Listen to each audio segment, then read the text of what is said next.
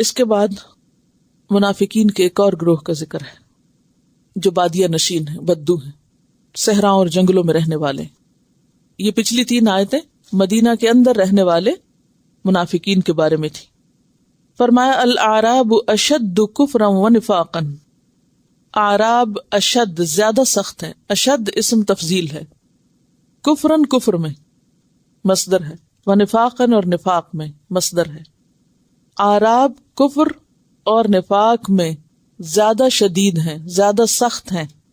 واجدر یہ بھی اسم تفضیل ہے، افعال التفضیل کا صیغہ ہے. اجدر اکبر کی طرح. جدرتن کسی کام کے لائق اور اہل ہونا. جدیر کا لفظ بھی عربی میں استعمال ہوتا ہے، زیادہ لائق، قریب، حقدار، سزاوار، بہت ممکن ہے. واجدر اور بہت ممکن ہے، بہت قریب ہے. اللہ کہنا، یعلمو وہ جانے، کیا حدود حدیں، حد کی جمع حدود، ما جو انزل اللہ نازل کیا اللہ نے، علی رسول ہی اپنے رسول پر. اعراب کفر اور نفاق میں زیادہ شدید ہیں اور زیادہ قریب ہیں اس بات کے کہ وہ اللہ کی نازل کردہ حدود نہ جانے، علی رسول ہی جو اس نے اپنے رسول پر نازل کی. کہاں؟ قرآن مجید میں. یعنی قرآن مجید کو نہ جاننے کی وجہ سے وہ اللہ کی حدود کو نہیں جانتے کہ اللہ نے کیا حلال کیا، کیا حرام کیا، کیا جائز ہے، کیا ناجائز ہے. اس وجہ سے وہ کفر اور نفاق میں بھی اور زیادہ پکے ہو گئے. تو اس سے کیا پتہ چلتا ہے کہ جب علم نہ ہو انسان کے اندر تو اور زیادہ منافقت پختہ ہوتی چلی جاتی ہے، اور اگر دنیاوی علم بھی نہ ہو تو اور بھی زیادہ. کیونکہ یہاں اعراب بدوؤں کی بات ہے جو صحراؤں میں رہتے ہیں، جن کے پاس کسی قسم کا کوئی علم کچھ بھی نہیں. کیونکہ علم خواہ دنیا کا ہو یا دین کا، وہ انسان کو فائدہ دیتا ہے اور انسان کی شخصیت پر اثرات رکھتا ہے. اگر کسی کے پاس دین کا علم نہ بھی ہو اور دنیاوی علم ہو تو بھی اس شخص کے اندر ایک دیہاتی، ان پڑھ اور جاہل شخص کے مقابلے میں کچھ نہ کچھ تہذیب اور تمیز ضرور ہوتی ہے. دیہاتیوں کے اندر جو سختی ہوتی ہے اور جو اکھڑ پن ہوتا ہے، درستی ہوتی ہے مزاج میں، اس کی بنیادی وجہ علم کا نہ ہونا ہے، ان کی جہالت. کیونکہ وہاں علمی مجلسیں نہیں ہوتی، علم کی باتیں نہیں ہوتی، تو ان کی سوچ بھی بہت سطحی ہوتی ہے اور ان کا آپس کا معاملہ بھی بہت رف ہوتا ہے، ان کے بولنے کا انداز بھی بہت کرخت ہوتا ہے. اور جتنا جتنا انسان پڑھتا چلا جاتا ہے، سیکھتا چلا جاتا ہے، علم سے اس کا زیادہ واسطہ ہوتا ہے، اتنا اس کے اندر جھکاؤ آتا جاتا ہے، اس کے اندر ایک نرمی آتی ہے. تو کسی شخص کا اکھڑ پن اور گفتگو اور معاملے میں سختی اس کے جاہل ہونے کی دلیل ہوتی ہے، اور اس کی بنیادی وجہ ایسا ماحول جہاں اس کا علم سے کوئی واسطہ اور تعلق نہ ہو.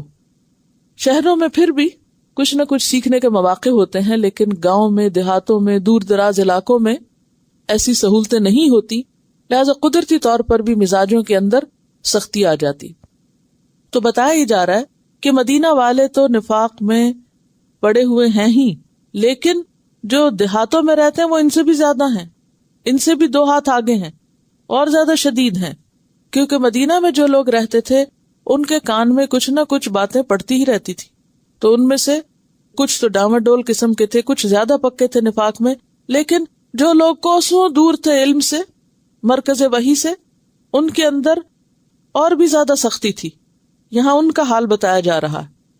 اور ویسے بھی جنرلی آپ صلی اللہ علیہ وسلم نے دیہاتی زندگی کے بارے میں فرمایا ہے کہ من سکن البادیۃ جفا، جو بادیہ میں رہا وہ جفاکار ہوا، یعنی اس کے اندر سختی آ گئی. نسائی اور ابو داؤد کی روایت. پچھلی روایت ابن عباس کی تھی، اور ایک اور روایت ہے جو شخص جنگلوں میں جا بسے وہ دل کا سخت ہو جاتا ہے، جو شکار کے پیچھے پڑے وہ غافل ہو جاتا ہے، جو سلطان کا قرب چاہتا ہے وہ اللہ سے غافل ہو جاتا ہے. یعنی جو دنیاوی بادشاہوں کا قرب چاہتا ہے وہ پھر ان رونقوں میں اور اس زینت میں اللہ سے غفلت اختیار کرتے ہوئے اس کو جنت بھول جاتی ہے، اس کو آخرت کی بلندیاں بھول جاتی ہیں، وہ دنیا میں ہی کھو کے رہ جاتا ہے. اور اسی طرح جو شکار کا شوقین ہو تو وہ بھی اپنے فرائض سے غافل ہو جاتا ہے، ذمہ داریاں بھول جاتا ہے، اور جو شخص دیہات میں رہے اس کا دل سخت ہو جاتا ہے۔